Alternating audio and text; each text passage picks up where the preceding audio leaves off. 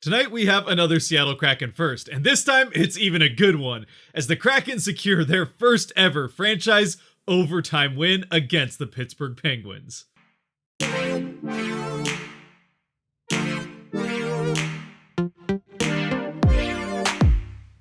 What's cracking, everybody, and welcome back to Kraken R&R, where, as you already know, the Kraken beat the Pittsburgh Penguins 2-1 in overtime. And for the Kraken, it's also now their fourth win in their last 6 games, so starting to heat up here a little bit after that 9-game losing streak through the holiday break and all those COVID postponements. Now, the St. Louis game aside, over the last few games, the Kraken have looked like a competitive team against pretty much everyone they've played, so it isn't necessarily shocking that that continues here in this one. Except for the fact that they were in against the Pittsburgh Penguins, who the last time these two teams faced back in Seattle, the Penguins kind of had their way with the Kraken and have played a play style that the Kraken have shown that they consistently struggle against. And that's not even to mention the fact that not only is this game obviously played in Pittsburgh, but the last time these teams faced, again in Seattle, the Penguins weren't fully healthy for that blowout against the Kraken. Meanwhile, in this game, in what has become a rarity over the last few years, the Penguins were pretty much fully healthy, with Letang, Malkin, and Crosby all in the lineup. So all that to say, and even with this being hockey where anything can happen night to night, I think even the most optimistic Kraken fan could be forgiven for thinking that this was going to be a long shot for the Kraken to come out with a win in. And even more surprisingly, the win for the Kraken doesn't come because of a couple lucky bounces going their way into the Pittsburgh net, or the Penguins just completely abandoning the game plan that worked so well for them last time. No, the Penguins pretty much stick to that same game plan of shutting down the neutral zone and limiting the Kraken chances on net as much as possible.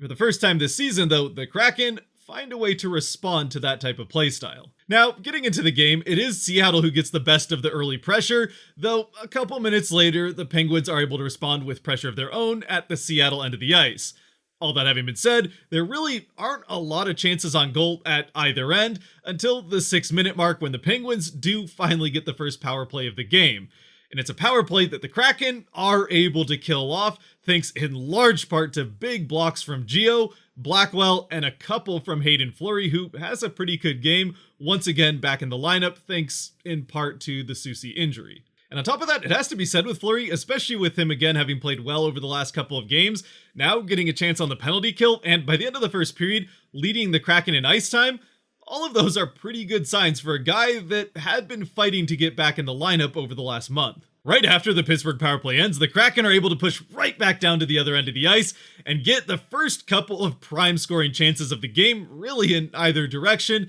though Jarry is able to come up with both of the saves. And as the period goes on, both Dunn and Shan get a couple more rush chances off on the Pittsburgh net, but both of those are again shut down by Jarry and the Pittsburgh defense with blocks in front of the net all period long. Meanwhile, at the other end of the ice, Grubauer is able to stop the first 11 shots on goal that the Penguins offer up as we get to the end of a still scoreless first period. I don't know when the last time we could say that a Kraken first period ended scoreless in either direction was.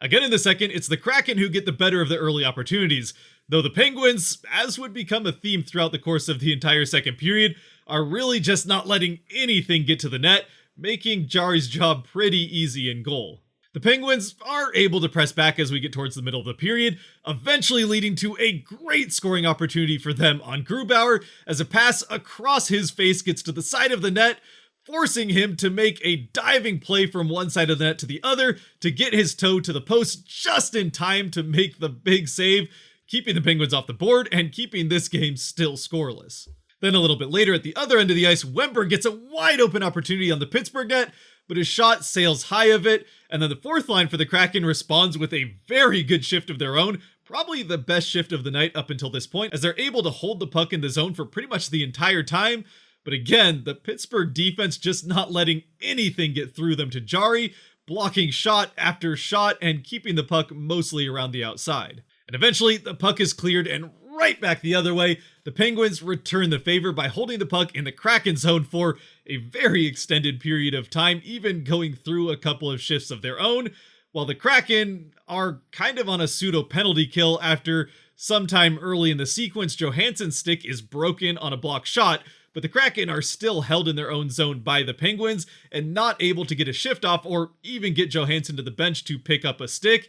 because it is the second period and the Kraken bench is way at the other end of center ice. So the Kraken and Johansson are basically left to try to hope that they can keep the puck out of the net, which fortunately they are able to do and eventually get the puck clear of the zone after a shift for this line and defensive pairing that nearly lasts 3 minutes. And just to put that in context real quick for some of you newer fans, in the NHL, a typical shift, at least for the forward lines, is somewhere between 30 to 45 seconds and rarely over a minute in ideal circumstances, which,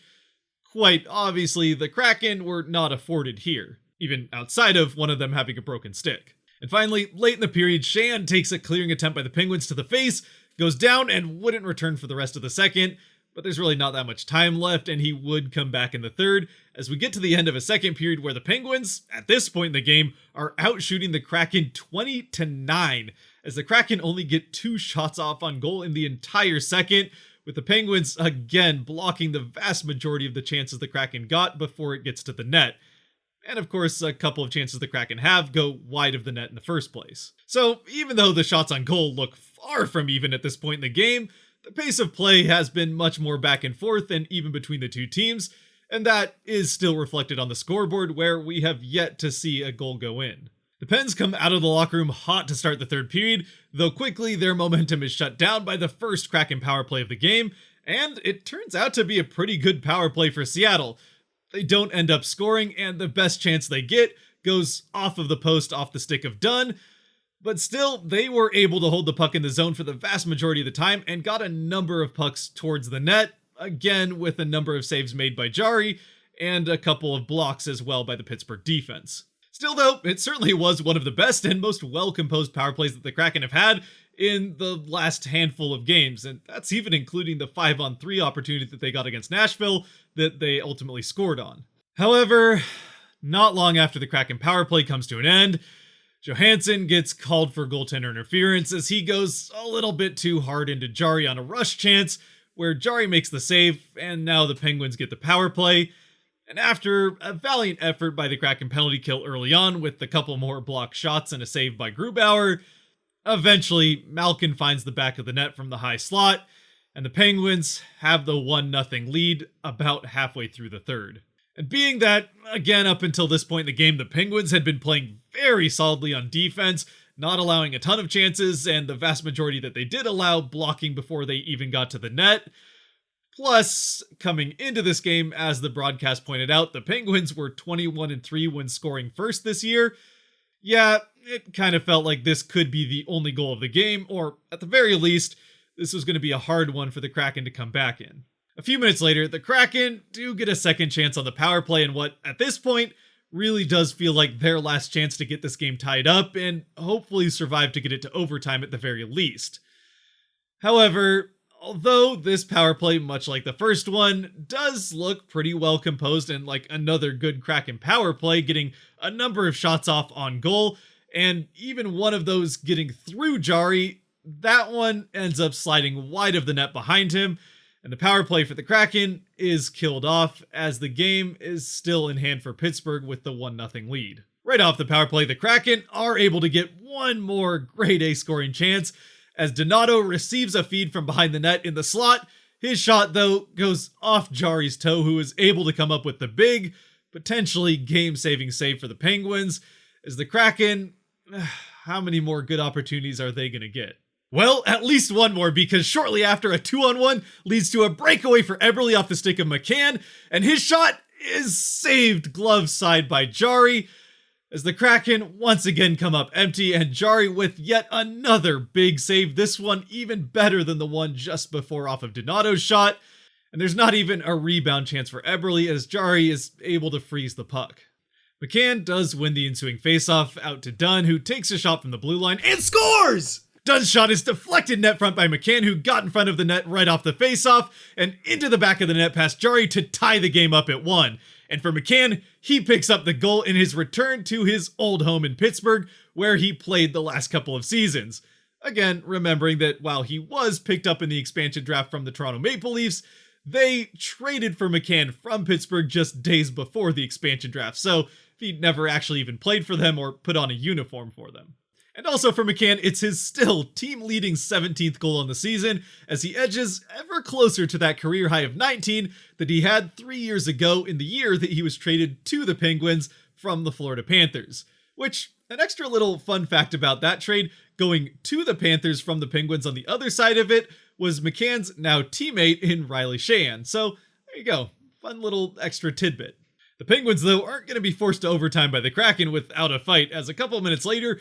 Carter gets on a breakaway, but Grubauer is able to come up with the big save. And then, in the final 15 seconds of the game, both teams get prime scoring chances off on either net, trying to end this one before we get to overtime. But at one end of the ice, Grubauer makes another big save to prevent the Penguins from winning this in regulation. And at the other end, Donskoi's shot goes off the post behind Jari, as he continues to get treated for snake bites after every game. The 3-on-3 sudden death overtime that the Kraken to this point have yet to win one of, and are now facing a team with guys like Crosby and Malkin on it, starts off with McCann getting a one-on-one chance against Jari, but Jari's able to come up with the save, and then at the other end, Grubauer is able to respond with a save of his own. But then, right back the other way, after circling a couple of times in the offensive zone, Wennberg drops a pass to Larson, who's coming in on a change completely unaccounted for by the Penguins, and Larson fires off a shot and scores to win the game for the Kraken. It's the first OT win for Seattle, and they pull this one out 2-1 over the Penguins.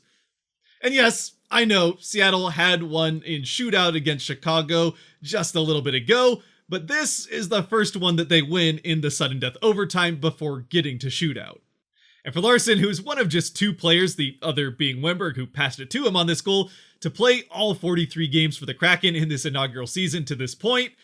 for him, it's his fourth goal on the season, having now equaled the number of goals that he had last year in 46 games for the Oilers, and also equaling his career high, having also scored 4 goals in 2 other seasons for the Oilers as well. So, much like the other Kraken goal scorer on the night in McCann, this does set him up pretty well with almost half the season left to have a career year, at least as far as goals are concerned, here in Seattle. And in the end, with Larson's goal ending it in walk-off fashion, it is those two that end up getting the first and second star in the game, with Larson the first and McCann the second. Malkin also gets the third star, so all 3 goal scorers get stars in this game.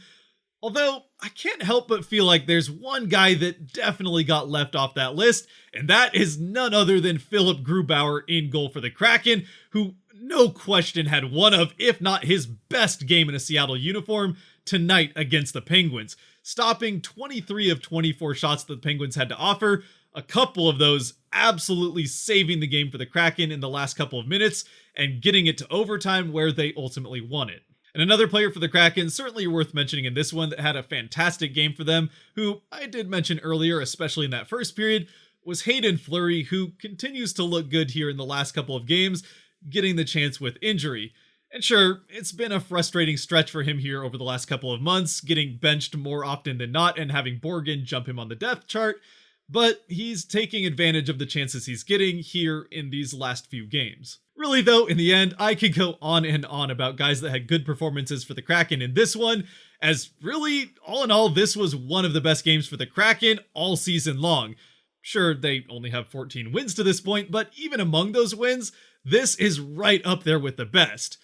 Yes, they only score 1 goal in regulation, but I thought they did a fantastic job of sustaining through a very talented team who again had won 17 of their last 19 coming into this matchup and was doing their best to play defensive first and shut the Kraken down at their end of the ice, not allowing a ton of chances and blocking again the vast majority that the Kraken did get. And yes, that is the same game plan the Pens had the last time these two teams met, but this time the Kraken did a much better job of not forcing the subject offensively. Even though they scored the same number of goals in regulation, they don't open themselves up for mistakes and odd man rushes going back the other way like they did last time, with a number of those ending up in the Kraken net, as the Penguins won that one 6-1, but this time the Kraken play much more responsibly defensively to keep this game tied and get it to overtime, where they can get that first ever overtime win. Plus, on a day's rest, it's not a bad way to start off an East Coast road trip,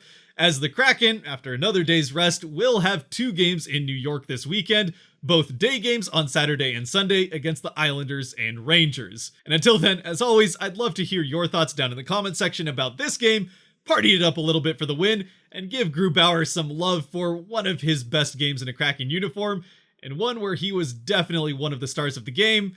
even if the people who decide that kind of thing didn't think so. Otherwise, if you have made it to this point, thank you very much for watching. If you did like or enjoy this video, there are buttons for that kind of stuff down below that help support the channel, so I'd appreciate you using them. And until next time, in New York, stay safe out there, be good to each other, and go Kraken!